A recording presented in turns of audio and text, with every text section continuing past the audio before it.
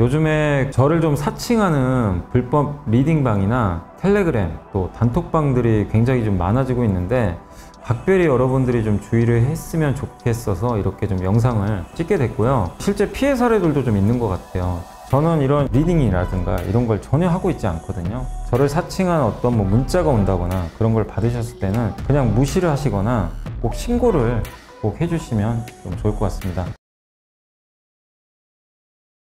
안녕하세요. 이베스트 투자증권의 염승환 이사입니다. 계좌를 신규 개설한 고객님께 요약집 주식 상품권 10달러를 드리는 이벤트를 진행합니다. 영상 하단 더 보기란을 통해 많은 참여 바랍니다. 네, 안녕하십니까. 염승환 이사입니다. 자, 오늘 2023년 11월 28일 시장 함께 읽기 한번 시작을 해보도록 하겠습니다. 시장 함께 읽기는 이제 제 방송을 많이 보신 분들 아시겠지만 또 만약에 처음 보신 분들은 이제 오늘 있었던 주요 증권사 보고서 이슈들 다 정리하고 전자공시도 정리를 한번 해드리고 이제 마지막으로 오늘 시장 한 10분 정도 내외로 또 정리 이렇게 하는 방송이니까 참고를 좀 해주시면 좋을 것 같습니다. 오늘 증시가 급등해서 기분이 좀 괜찮습니다. 예, 오랜만에 대형주도 좀 가고 좀 이 분위기가 좀 잘 이어졌으면 좀 좋겠고, 다만 이렇게 장 오를 때는 매수하기는 어려워요. 항상 조정 나올 때 그럴 때 매수를 하시면 좋겠고, 지금은 이렇게 오를 때는 보유나 보유 관점 위주로 보시면 좋을 것 같고요. 오늘 일단 있었던 이슈 중에 삼성이 사장단 인사를 단행을 했죠, 어제. 근데 이제 미래사업기획단을 신설을 했고, 수장이 이제 삼성 SDI 전영현 부회장님입니다. 그러니까 삼성 SDI 부회장님을 여기다가 모셨는데 그 얘기는 뭐예요? 이제 저기서 힌트가 나와 있죠. 2009년도에 이건희 회장이 신사업 추진단 해가지고 5대 신수종 사업 다 성공한 건 아닙니다.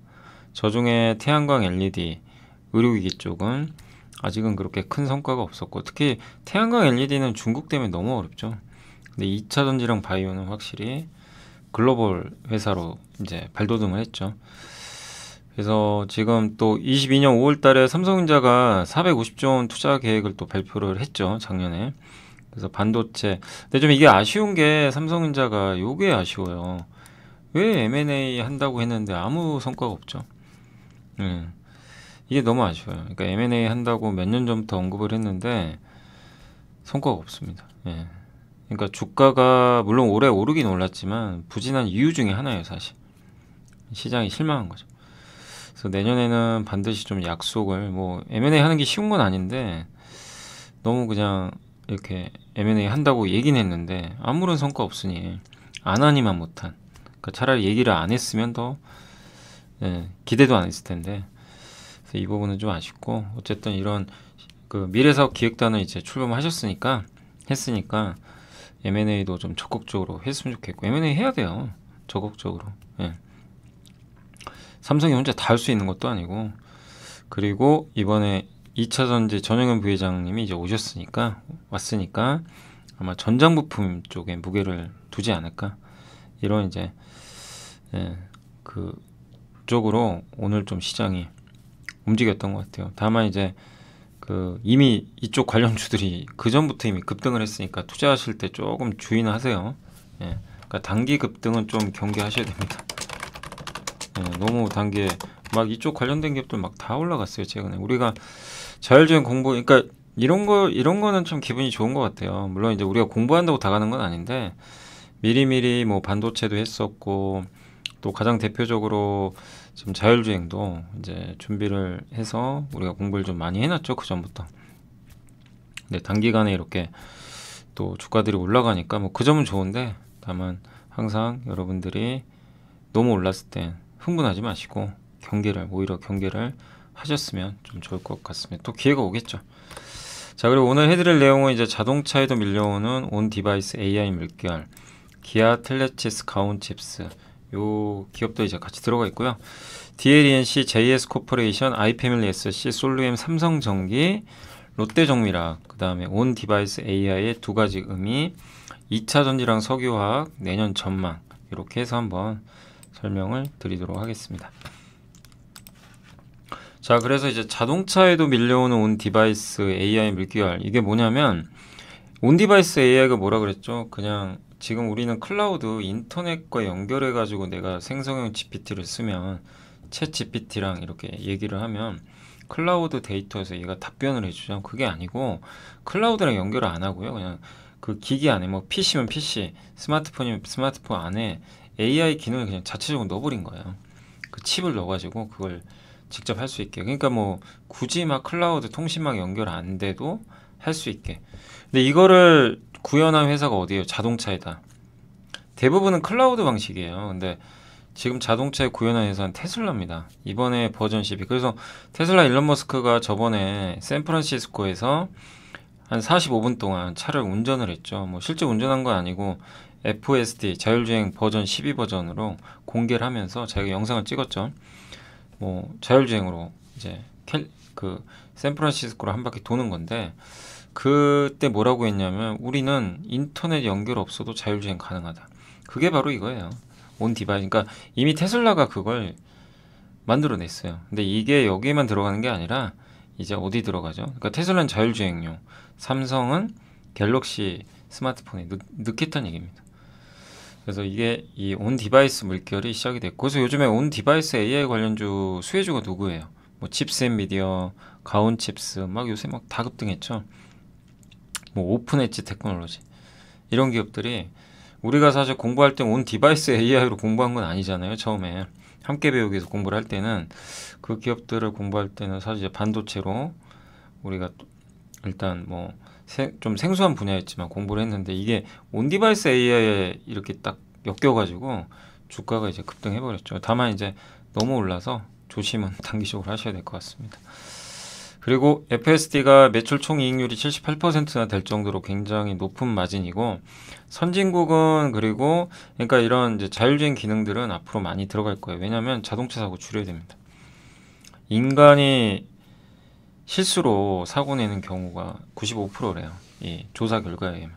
자율주행은 그런 경우는 없으니까 시간은 좀 걸리겠지만 그리고 ADAS 차량 운전자 보존 요즘에 나오는 신차는 뭐 대부분 저게 달려 있죠. 그래서 뭐 후방 경고등 한다거나 뭐 아니면 차선 이탈하면 경보 사인 내주고 그 다음에 사람이 갑자기 옆에 다가오면 그냥 차가 갑자기 멈추기도 하고 그죠. 예, 그런 것들이 다 아다스인데 이거를 이제 유럽에서는 내년 7월부터 무조건 의무화하게 되고요.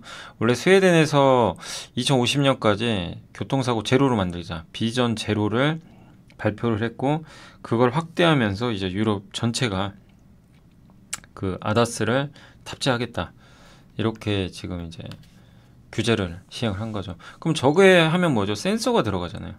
거기에 뭐 들어가요? 카메라 들어가는 거죠. 카메라나 MLCC나 자동차가 전자가 되는 거예요. 우리가 다 공부했었던 그 전장. 예, 그게 이제 들어갑니다. 근데 내년 7월에 시작이에요. 이게 유럽에서 끝날 문제인가요? 아니죠. 그러니까 이것도 우리가 전기차 배터리 얘기할 때 항상 뭐라 그랬어요? 이건 무조건 다가올 미래다. 이거 역시 다가올 미래예요. 무조건. 예. 왜? 정책적으로 밀고 나가니까.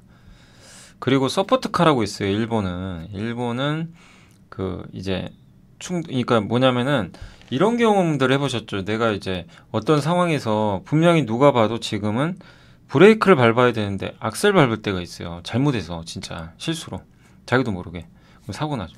근데 그런 상황을 차가 감지해가지고 자동으로 엑셀을 밟아도 브레이크를 밟게 해줘요. 그냥 밟는 그렇게 하면 그게 서포트카라고 하더라고요. 페달 조작 오류 급발진 같은 거. 예. 일본에서는 그거를 구입을 하게 되면 연령 제한 없이 운전면허 갱신을 해준다고. 그러니까 약간 고령층도 계속 운전할 수 있게. 예. 그러니까 이런 것들도 하나의 아다스에 들어가 있는 부분이죠. 그러니까 이 자동차 전장 부품 시장은 꼭 자율주행만 때문은 아니고 이런 아다스 부분 때문에라도 성장한다. 이렇게 보시면 좋을 것 같아요. 그래서 우리가 자동차 쪽도 이런 쪽과 관련해서 계속 공부를 해야 되는 거죠. 요새 자동차 좋진 않지만 기아에 대해서 이제 목표 주가 11만 원 제시하셨고 뭐 기아는 라인업 좋고요. 내년에 저가 전기차 나오고 저는 기아 잘 할 것 같아요. 무엇보다 돈이 많고요. 매월 1조 저 깜짝 놀랐습니다. 매월 1조 원씩 현금이 쌓이고 있대요. 정말 어마어마합니다. 순현금이 25조 내후년에. 그러니까 엄청난 투자를 해야 되는데 현금 여력이 충분해요. 배당 많이 주는 거죠. 그래서 기아와 장기로 함께 하는 건 저는 괜찮다. 배당 받다가 어느 순간 기아가 이제 저가 전기차나 이런 데서 한번 터져주면 주가가 또 레벨업 하겠죠. 근데 그때가 언제가 될지 모르고요. 예, 다만 버틸 체력이 있고 여러분 지루하지 않도록 배당을 주는 종목이니까 시간과 함께하면 좋지 않을까. 그래서 굉장히 좀 매력적이다. 다만 성장에 대한 이제 의구심 내년 이 자동차 시장 이것 때문에 주가가 좀 답답한 거죠. 대신에 그래서 싼 거예요. 그건 좀 염두에 두시고 텔랩칩스 우리 공부 또 했던 기업이고 AP 차량용 인포테인먼트에 들어가는 반도체 설계 업체입니다. 이 회사 이거 이제 설계를 하는 업체고 그래서 현대차 그룹 비중이 높고 제너시스는 엔비디아 공급하고요. 제네시스 제외한 현대차 전 차종이 다 텔랩시스가 공급하는데 저는 이 기업을 긍정적으로 봤던 이유가 처음에 이제 봤던 이유는 올해 2분기 실적 발표 기억나세요? 제가 한번 정리 싹 했을 때 텔랩칩스도 들어가 있는데 아니 자율주행 관련된 기업인데 숫자가 나오더라고요. 굉장히 매력이 있었던 거죠. 근데 이번 3분기도 실적이 좋았어요. 3분기 더 좋아요. 사상 최대. 그러니까 돈도 벌면서 이런 모멘텀까지 그리고 자율주행이 아니더라도 자동차 인포테인먼트 많이 들어가니까 예, 그리고 점점 더 이런 것들이 더 많이 쓰이겠죠. 그리고 MCU라고 차량용 어떻게 보면 반도체죠. 단가는 되게 싸지만 이거 없어서 몇 년 전에 난리가 났잖아요. 자동차 이게 없어가지고 공급이 안 돼가지고 그래서 이것도 설계 국산화하고 있고 돌핀 3 적용 중인데 돌핀 5 칩도 지금 이제 개발을 해서 단가가 비싸다고 합니다. 그러니까 이 회사가 만드는 이런 반도체 이름이에요. 예. 그래서 이게 이 회사가 만드는 게 저기 차량용 인포테인먼트에만 지금은 들어가 있지만 이거를 아다스용으로 확대합니다. 그러니까 이제 뭐 여러 가지 기능이 들어간 자동차에서 사실 아다스 부분 굉장히 중요하잖아요. 이쪽을 컨트롤할 수 있는 AP로도 이제 진화하겠다는 거죠. 그래서 앞으로 더 성장을 기대할 만한 그런 기업이고 실적이 좋다 보니까 PER도 18배면 비싼 건 아니죠. 근데 요새 좀 주가 올라서 조금 단기적으로는 조심하시고요. 예, 조정 또 기다리시면 좋을 것 같습니다. 보유한 분들의 몫인 것 같습니다. 가온치스 역시 한참 안 가다가 이 며칠 사이에 그냥 주가가 다 급등해 버렸어요. 온 디바이스 AI 때문에 그래요. 그래서 차량 이거 디자인하우스인 거 아시죠? 설계업체, 그러니까 텔랩칩스는 설계, 삼성 파운드린 제조, 이 중간에 가온칩스가 다리 역할을 해주는 거예요. 그래서 가온칩스가 텔랩칩스의 매출의 40%나 돼요.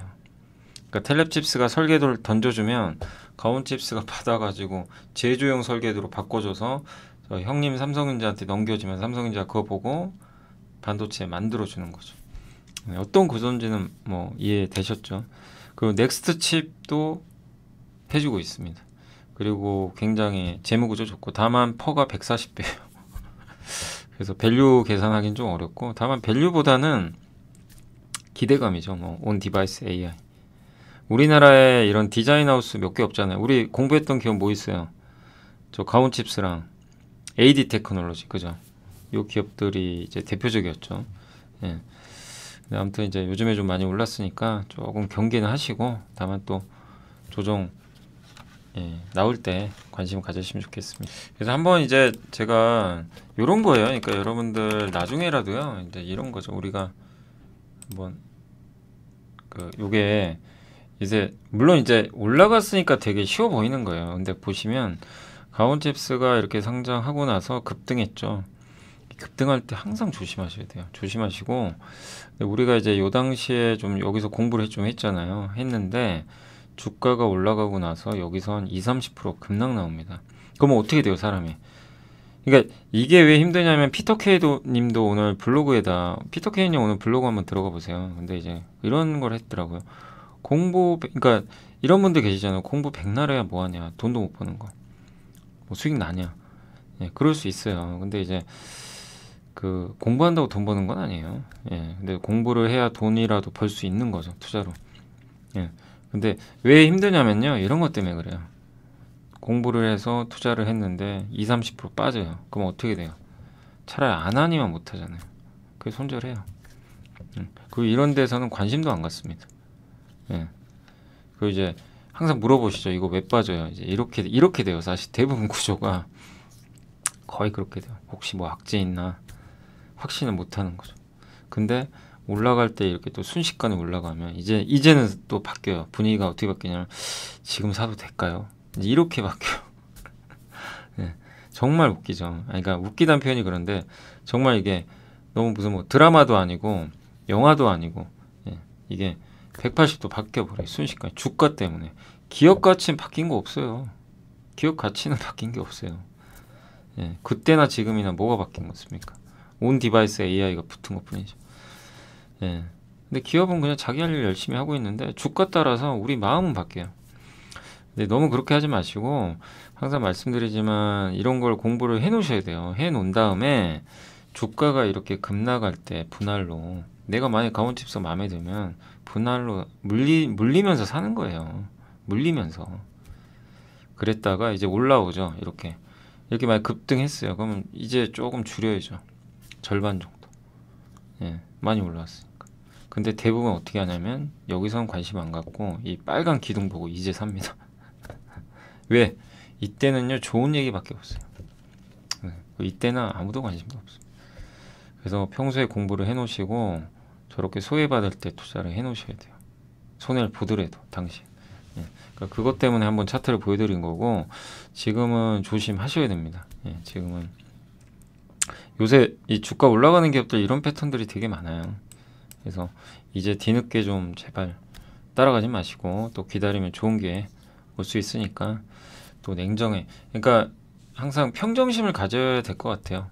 오를 때도 평정심, 내릴 때도 평정심. 그게 정말 어려운데 그러나 그렇게 해야만 뭐 그래 좀 투자할 때 균형을 좀 잡고 하지 않을까 이렇게 보여지고 DLNC는 이제 BNK 투자증권의 이선일 연구원님이 목표 주가 5만 원 제시했고요. 신규 제시했습니다. 플랜트 쪽이 되게 좋더라고요. 수주가 해외 수주가 154% 급증했고요. 3분기 말 대비해서 3분기 말 5.1조인데 21년 초에 1.1조로 시작을 했거든요. 그래서 5배나 늘었어요. 수익성도 되게 좋아요. 매출 총 이익률이 무려 27%. 이게 중동 지역 쪽에서 벗어나서 되게 다양합니다. 저기 러시아, SO일, 샤인프로. SO일, 샤인 프로젝트는 저기 우리나라 한국에서 하는 거죠. 이 마진이 좋죠. 그 중동도 투자 많이 할 거고. 그러니까 저는 우리나라 국내 건설업체들 중에서 이제 DLNC를 가장 선호하는 이유 중에 하나였던 건 재무 구조가 너무 좋아서 그래요. 주택 리스크도 별로 없고 PF도 없어요. 그죠? PF 자체가 없고 그래서 고금리 리스크에도 영향이 그렇게 크지 않고 다만 이제 국내 주택 성장을 못하니까 주가가 안 좋았지만 해외 잘하고 있죠. 국내에서 리스크 적죠. 순연금 많죠. 순연금이 한 1조 가까이 있잖아요. 그거 가지고 또 이렇게 불안게 또 대비를 해서 뭔가 또 투자를 하면 점유율을 또 늘릴 수도 있는 거고. 그래서 그러면 이번에 또 DL건설 100% 자회사로 편입하고.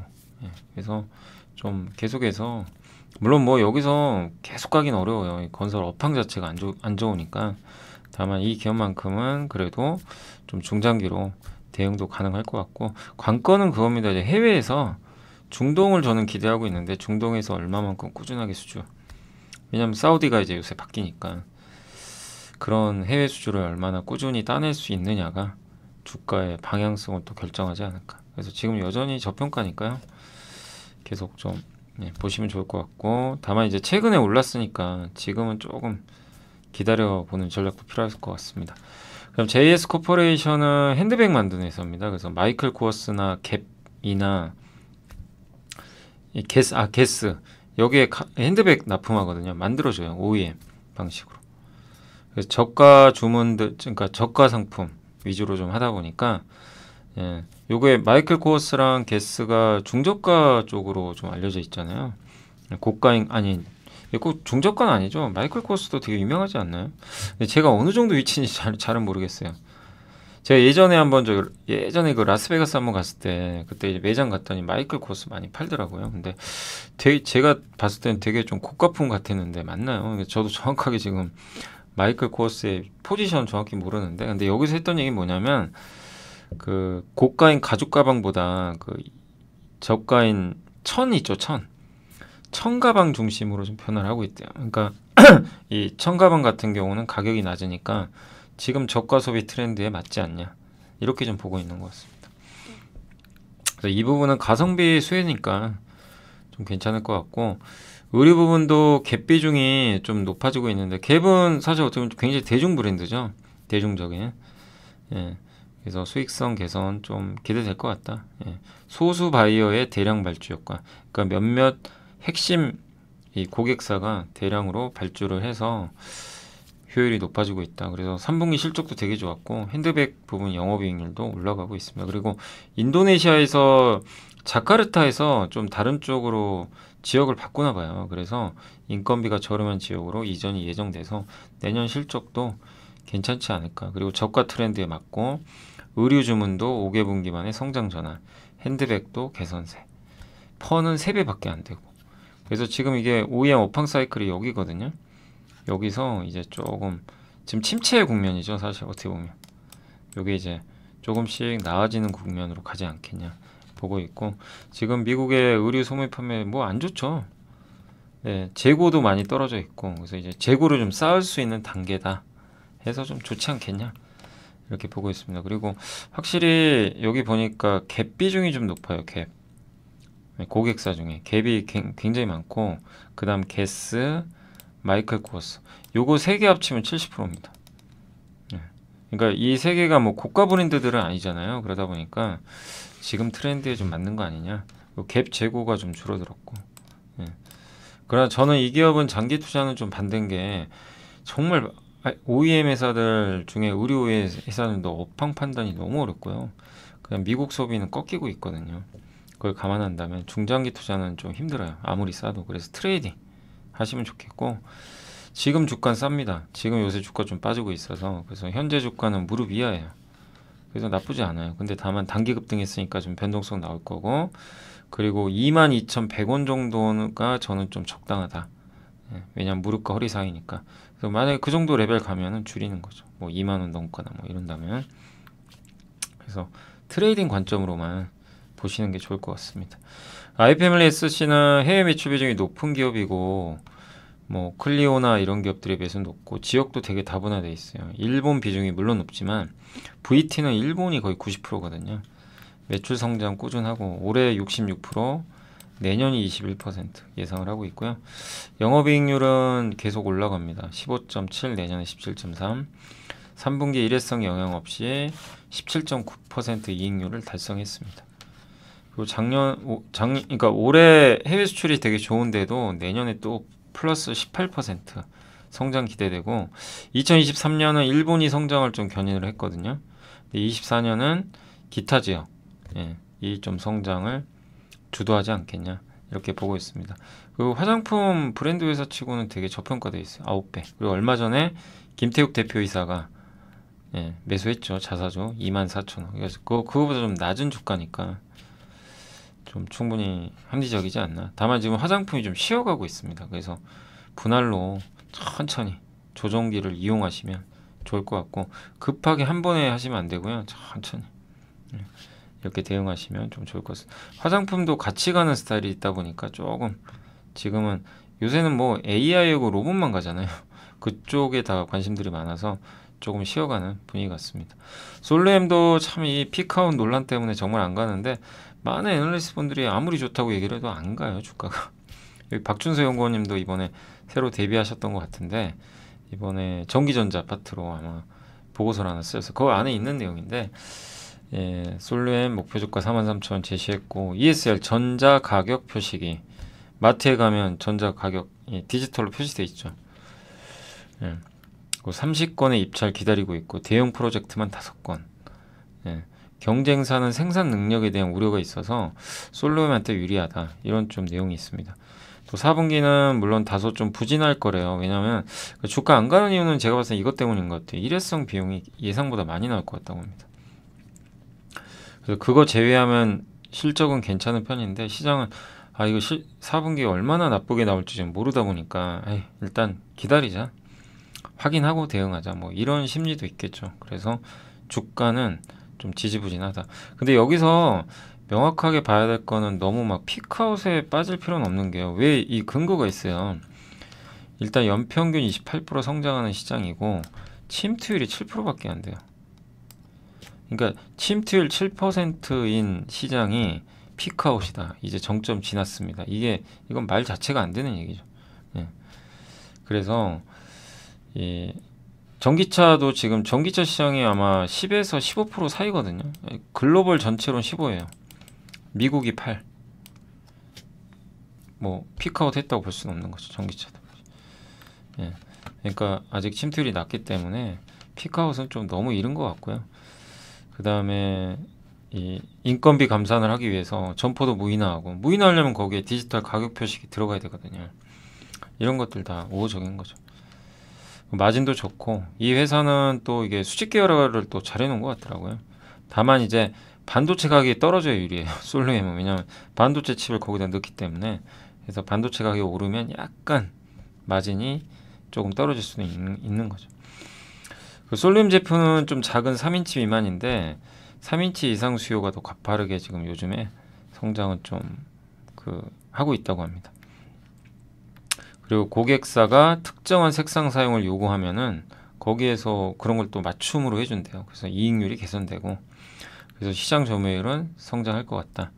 경쟁사들보다 좀 우위에 있고 경쟁력과 생산 면에서도 여기 설계, 통신, 자체 생산까지 독자적으로 밸류체인을 구성을 해놨다. 네. 점유율이 원래 3위였어요.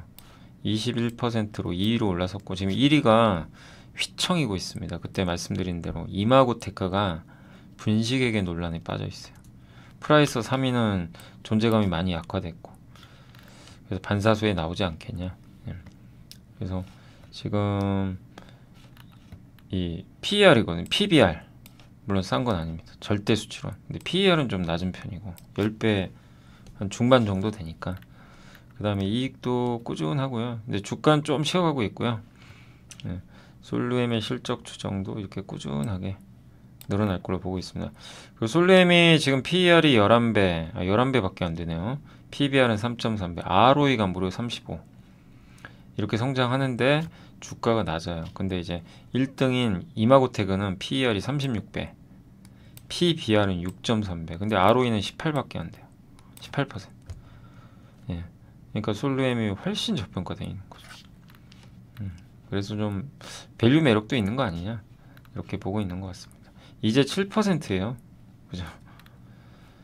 그래서 점점 점유율도 늘어나고 다만 피크아웃 논란, 4분기 우려 이런 것들 때문에 좀 주가는 푸진하다 이렇게 보시면 좋겠습니다. 그래서 주가가 한번 훅 휘청일 때 그럴 때 관심 가지시면 좋을 것 같습니다.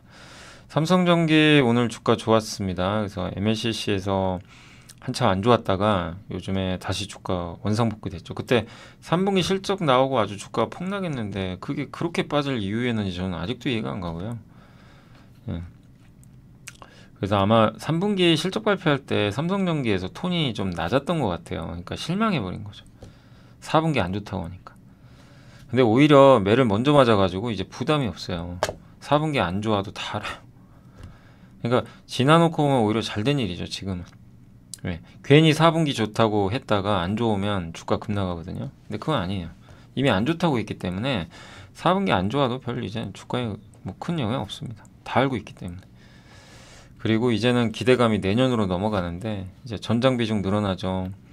고사양급이죠. 이 자동차에 들어가는 거 훨씬 더 비싸기도 하고 고부가 제품이고 그래서 여기가 15% 이상 성장하고 근데 사실은 요새 중국 스마트폰도 좋아지니까 스마트폰 쪽도 좋아지고 있고 자동차가 오히려 지금 안 좋죠. 왜? 자동차 수요 꺾인다고 하니까. 그러니까 약간 지금은 바뀌었어요. 원래는 자동차 쪽이 훨씬 더 매력이 있는데 지금은 단기적으로 스마트폰이 더 좋아요. 예, 업황 자체가. 그러다 보니까 그런 부분에 있어서 뭐 단기적으로는 저는 삼성전기 괜찮지 않나 보고 있고 중장기로는 전장은 좋아지니까 그러니까 단기 중장기 다 나쁘지 않다고 봅니다. 예. 그리고 IT용 수요도 지금 회복하고 있잖아요. 그죠? 예, 여기도 나와 있죠. 그 플립칩 BJ 요게 아쉽죠. 요게 좋다가 내년 하반기 정도 돼야 좋다고 하니까 투자 많이 했는데 이것 때문에 좀 고생은 하고 있고요.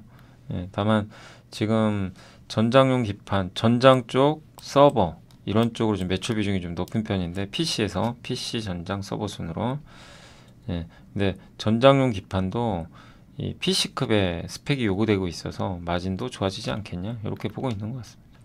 하여튼 이 사실 플립칩 BGA 카메라 전장용 카메라 그다음 MLCC 다 공통점이 뭐예요? 이 회사가 하는 게 자동차에 들어가잖아요. 그걸 잘하고 있어요. 그 삼성이 그리는 방향에서 삼성이 전장용 부품 시장 이쪽을 키운다면 삼성전자가 가장 선두에 서겠죠. 예. 그래서 오늘 주가 움직인 거예요. 다만 이건 기대감일 뿐이니까 확인은 필요하다. 그래서 전장용은 15년 수명이 15년이고요. 온도도 더 가혹하고 전압이 더 훨씬 높죠. 예. 그래서 비싸죠. 예. 그리고 전장 내 MLCC 탑재량은 차량용 인포테인먼트, 파워트레인 이게 전기차입니다. 근데 테슬라 ADAS용은 이렇게 많이 들어가요. 자율주행은 한 10,000개 들어갈 겁니다. 자율주행으로 한다면 훨씬 많이 들어가겠죠. 전기차로 갔으면 더 많이 들어가고요. 카메라, 센싱 카메라는 5배에서 6배 이런 걸 다 하고 있으니까 매력은 있는 거죠. 다만 이제 좀 시간이 좀 걸리는 거죠. 자동차 업황 자체가 아주 좀 좋은 편은 아니다 보니까. 예, 그래서 저는 이제 개인적으로 단기 이제 이렇게 되죠. 그러니까 이런 거죠. 삼성전기도 보시면 뭐 여기서 여러분들이 보시면 삼성전기도 이날 있잖아요. 이날 되면 이날 걱정 안 할 사람이 어디 있어요. 주주라면 걱정됩니다. 큰일 났네. 이거 이제 10만 원으로 가면 어떡하나.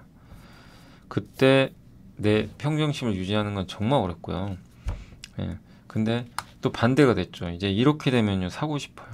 사람 심리가 삼성에서 뭐 한댄다. 이렇게 좋은 보고서들 나온다. 요새 자동차 막 전장 시대 아니냐. 이러면 또 사고 싶죠. 그러면 안 된다는 겁니다. 반대로 또 빠질 때 기다렸다고 하세요. 오늘 같은 날은 절대 투자하는 거 아니에요. 예, 오늘 올라간 이유가 있잖아요. 그런 이유로 올라갈 땐 따라가는 거 아닙니다. 왜? 삼성전자가 아무 얘기도 한 게 없어요 지금. 예, 신사업 추진단만 한다고 했지 뭐 나온 건 없어요. 그래서 또 기다렸다가 내려올 때 예, 기회로 삼으시면 되겠죠. 그러니까 오늘 같은 날은 그냥 들고만 가는 거죠.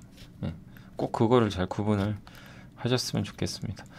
롯데정밀화학도 충분히 매력이 있다고 저도 생각하고 있고 특히 이 회사가 하고 있는 게 가성소다나 페인트 원료, 예, 페인트에 들어가는 뭐 햇셀로스나 아니면 페인트 만들 때 필요한 그 뭐죠 ECH나 이런 것들 만드는데 이제 핵심은 그린 소재예요. 햇셀로스, 셀룰로스. 햇셀로스는 주로 페인트. 그래서 인도 비중이 급격히 늘고 있어서 괜찮다고 보고 있고요. 그 다음에 그린 소재 비중이 원래 5%밖에 안 되는데 이제 20%. 그리고 애니코트, 애니에디 이게 뭐냐면 식의약용이에요. 먹을 수 있는 거. 약에도 들어가고요. 그 다음 비건 음식 있죠. 예, 식물성 단백. 그러니까 약간 그 뭐죠? 대체육? 예, 대체육에 들어가는 게 애니코트 같은 거예요.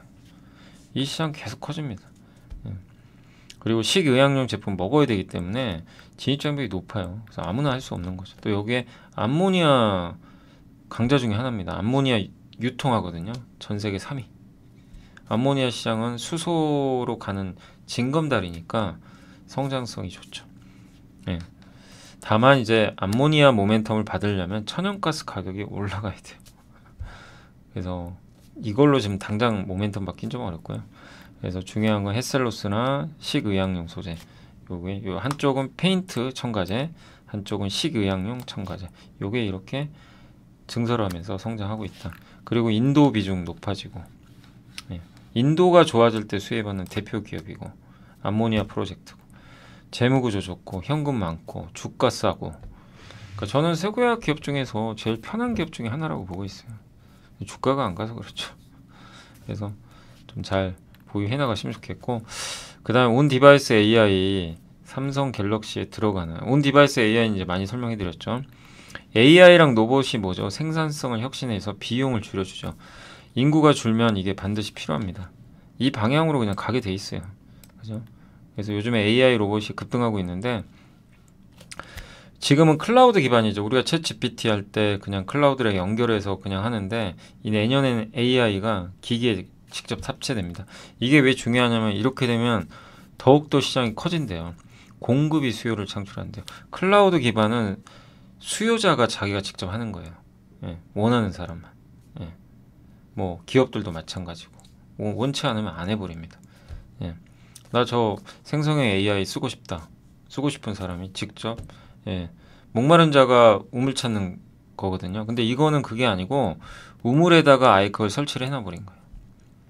예, 뭐냐면 내가 그러니까 앞으로 나오는 스마트폰에 지금 당장 아니더라도 저 기능을 다 넣어버릴 수도 있어요. 강제적으로. 그러면 나는 하기 싫어도 그냥 여러분들 스마트폰 기능 중에 안 쓰는 기능도 많이 있잖아요. 예, 근데 그냥 넣어버리잖아요. 카메라가 나는 하나만 있어도 되는데 요즘에 몇 개예요? 막 3개씩 달리죠. 아, 나 하나만 있어도 되는데. 예. 근데 소비자가 뭐라고 하고 그냥 넣어버려요. 공급자가. 약간 이제 엣지 디바이스는 예, AI 그러니까 온 디바이스 AI 같은 경우는 수요가 없더라도 그냥 여기 삼성이나 이런 데서 강제적으로 넣어버리는 겁니다. 그래서 일각에선 그런 얘기도 있어요. 온 디바이스 AI는 저거 사람들이 많이 쓰겠냐.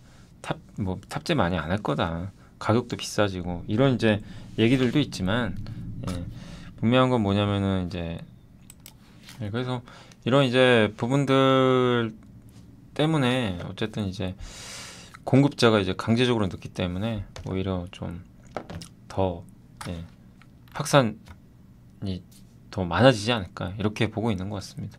그래서 AI를 기존과는 좀 달라진 관점에서 계속 보자. 예, 이미 시작은 했다. 그리고 사실 저는 이제 강연회 할 때 이 조지프 쉼페터를 많이 설명을 드려요. 사실 제 강의 할 때 아마 제 강의 보신 분들 아마 아실 거예요. 거기서 이제 조지프 쉼페터 얘기를 제가 많이 하거든요. 근데 여기도 나와 있더라고요, 보고서에. 이 마차를 아무리 연결해도 기차가 되진 않는다. 이제 그렇게 얘기하신 분인데 창조적 파괴를 해야 된다. 그래서 기계를 더 강력한 기계, 기술 비용 감소, 투입물을 효율적으로 쓰고 운송비 줄이고 모든 게 비용을 줄이는 겁니다. 생산성을 늘려가지고 이걸 할 수 있는 것 중에 하나가 AI라는 거죠. 그래서 AI 시장은 커진다. 엣지 디바이스, 그러니까 온 디바이스 AI가 더 이거 시장을 크게 만든다. 이런 내용이고 그 다음에 이제 2차전지 석유화학 좀 빨리 할게요. 시간이 지금 벌써 5시 넘어서 영상 넘겨야 되는데 자 2차전지 24년 테슬라 4680 원통형 전지 양산 예정이 좀 돼 있고 앞으로 배터리 보실 때 배터리 당장 좋을 건 없어요. 근데 다만 내년에 주목할 건 테슬라의 4680 배터리입니다. 일단 거기에 들어가는 게 하이니켈 젠2 두 번째 버전은 실리콘 음극재, 세 번째는 건식정. 이게 관통하는 키워드가 뭐죠? 하이니켈 양극재 만들고 단결정 양극재, 실리콘 음극재 만들 수 있고 또 거기에 탄소 나노튜브 도전제가 필요해죠. 예. 그리고 4680 배터리 만들 수 있는 기술력까지 내서 이런 쪽 주목해야 된다는 거예요. 저도 분명히 동의하는 바고 그래서 내년에 배터리가 안 된다가 아니라 내년엔 굉장히 차별화된다. 배터리 선택 여하에 따라서 성과는 천차만별로 갈릴 것 같습니다. 그래서 테슬라가 원통형으로 지금 특화되어 있는데 본격적으로 양산을 해요. 자기가 직접. 여기 들어가는 밸류체인은 관심을 갖고 보셔야 되겠죠. 그리고 사이버 트럭도 본격적으로 양산을 하고요. 그래서 이렇게 앞으로 자체 생산을 많이 할 거예요. 예. 그리고 사이버 트럭 여기 4680 여기 들어갑니다. 예. 이렇게 돼 있고 그래서 여기에 직접 납품하는 그런 기업들도 몇 개 있잖아요. 이제 그런 것들 한번 잘 보시면 좀 좋을 것 같고 아까 실리콘 음극재나 CNT 도전제나 뭐 많이 있습니다. 예, 단결정 양극재. 그리고 석유화학도 최악은 좀 지나가는 것 같아요. 이제 이렇게 안 좋은데 몇 년간 안 좋았는데 더 나쁘게 볼 필요 없는 것 같고 여기서는 롯데케미칼과 하나솔루션을 좀 선호한다고 했고 중국도 조금씩 뭐 부동산 부양도 하고 그 다음에 유가 떨어지고 있고 제조 업황 바닥 통과하고 있고 그래서 증설도 내년에 많지가 않아요. 예. 그래서 내년에 에틸렌 좋지 않겠냐? PVC 좋고 PVC는 인프라 투자 들어갑니다. 그래서 그런 회사들이 하나솔루션도 있고 LG화학이 있고 가성소다는 좀 오히려 안 좋다고 썼고요. 그리고 부타덴과 합성고무. 근데 뭐 이거는 이제 이분의 의견이니까 제가 뭐 이건 아닙니다. 그건 아닌 것 같습니다. 그렇게 할 얘기는 아니고 다만 이제 제 의견은 뭐냐면 석유화학이 이렇게 좋아지면요 저는 다 골고루 간다고 봐요. 뭐 가성소다는 안 가고 뭐 에틸렌만 가고 그럴 것 같지는 않습니다. 고무도 갈 거고 그래서 저는 좀 고르게 다 가지 않을까 개인적으로는 그렇게 보고 있습니다. 그래서 지금 여기에 있대요. 여기 석유화학이 그래서 지금은 좀 굉장히 낮은 위치고, 그 다음에 중국 지표들 제조업 다 돌리고 있고, 에틸렌 공급이 줄어요. 공급 증가율이. 예. 한 2년 줄어요. 그러니까 이제 좀 나아지는 거죠. ABS도 공급 증가율이 완화되고, 그래서 석유화학도 이제는 좀 반격을 기대해볼 만하지 않을까 이렇게 보고 있고. 자, 그리고 이제 공시 좀 말씀드리면, 어제 하나오션이 암모니아 운반선 또 한척 수주 따 오늘 하나오션 급등했죠. 그래서 암모니아 운반선, 요즘에 갑자기 암모니아 운반선이, LPG하고 암모니아 운반선 요거 한 척을 수주를 한 것 같습니다. 그래서 좋고, 내부자 매수는 어제는 없었네요. 예. 제가 여기 안 넣어놨나? 예. 어제 있었던 것 같은데, 아무튼 다시 좀 나중에 찾아가지고 확인 한번 해보겠습니다. 자, 그리고 이제 오늘 마지막으로 시장 끝났으니까 빨리 좀 마무리 할게요. 오늘 코스피 코스닥 다 좋았고, 특히 코스피가 급등했습니다. 그래서 위가 좀 열렸고요. 아직 삼성전자 출발도 안 했어요. 그런데도 저렇다는 얘기는 뭐 긍정적인 것 같고, 오늘 시총 상위 기업들 다 좋았죠. 삼성바이오도 좋았고, 전체적으로 다 고르게 반등을 좀 해줬던 것 같습니다. 그래서 오늘 보면 카카오, 에코프로도 오랜만에 2차전지도 좋았어요. 카카오뱅크, SK, 삼성전기 오늘 괜찮았고, 오늘 급등한 기업들 보면 하나오션, 뭐 금양, 에코프로머티는 대단합니다 진짜. 삼성전기, 넷마블, 한미반도체 다시 6만원 넘어갔고요. LNF, SK스퀘어, 두산로보틱스 다 고르게 반등을 해줬습니다. 반면 오늘 좀 빠진 기업들은 빠진 기업들도 있는데 급락한 건 거의 없어요. 그 NC가 요즘에 좀 올랐었고, 하나솔루션 좀 빠졌고, 그게 뭐 많이 하락한 기업은 뭐 딱히 그렇게 많지는 않다 보시고, 오늘 조선주 좋았고요. MLCC는 아까 삼성전자 그쪽에. 근데 오랜만에 아바텍 좋았죠. 아바텍 우리 그 실적 정리할 때 한번 보여드렸죠. 태양광용 인버터 MLCC로 흑자전환. 예, 기억 아마 하실 거예요. 근데 오늘은 그것 때문에 간 것 같지는 않은데, 아무튼 오늘 MLCC 쪽에서 상당히 좋은 흐름을 오늘 보여줬습니다. 로봇주 요새 아주 날라다니고요. 조선기자재는 HSD 엔진하고 이쪽 STX, 그러니까 엔진주가 되게 좋았어요. 예. 그리고 인터넷 대표주 좋았고, AI 챗봇 관련주, 뭐 생명보험, 반도체 대표주, 오늘 삼성전자 좋았고, 골프 관련주도 오랜만에 괜찮았고, 해운주도 요새 BDI 급등하고 있거든요. 좋았고, 폴더블폰 관련주도 오늘 여기 삼성전기가 급등하면서 좋았던 것 같습니다. 다만 오늘 좀 빠진 거는 히토리오, 뭐 급락한 건 많진 않아요. 예, 뭐 여기 면세점, 중국 소비주는 좀 안 좋았더라고요. 여행주 좀 부진해요. 엔터주도 조금 부진, 화장품도 약간 부진. 그러나 전체적으로 빠진 기업들도 좀 있긴 한데, 빠진 기업들의 폭은 그렇게 많지 않고, 대부분 오히려 급등한 종목도 많았고, 완전한 종목 장세입니다. 그래서 여러분들이 시장 차분하게 보시면서 대응하시면 되겠고, 자기 길목 지키기 하시면 돼요. 그래서 지금처럼 공부하셔가지고 좋은 보석 같은 기업들 잘 발굴해 나가시면 좋겠고, 그런 거 발굴하는데 제가 도움이 될 수 있는 방송이 되도록 계속 더 노력을 하도록 하겠습니다. 자, 이렇게 시청해 주셔서 감사드리고, 내일 오전에 그 라이브 방송이 있으니까 오전 10시 10분에 또 뵙도록 하겠습니다. 감사합니다. 안녕하세요. 이베스트 투자증권의 염승환 이사입니다. 계좌를 신규 개설한 고객님께 요약집 주식 상품권 $10를 드리는 이벤트를 진행합니다. 영상 하단 더 보기란을 통해 많은 참여 바랍니다.